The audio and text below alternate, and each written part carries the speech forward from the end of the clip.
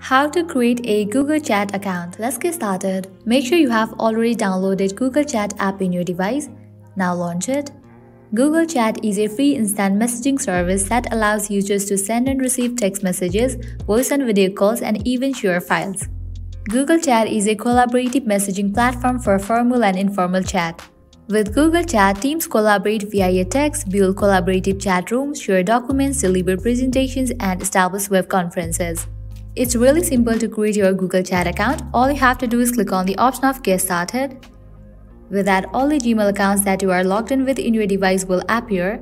Now you have to select the email address that you want to use to create your Google Chat account. All you have to do is toggle on for it.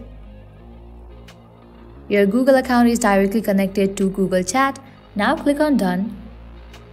Click on Get Started, and with that your account will be created. So this way you can easily create your Google Chat account.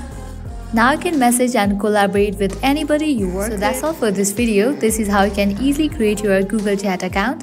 At the end, if you guys find this video helpful, don't forget to like, share and subscribe to our channel. Thank you.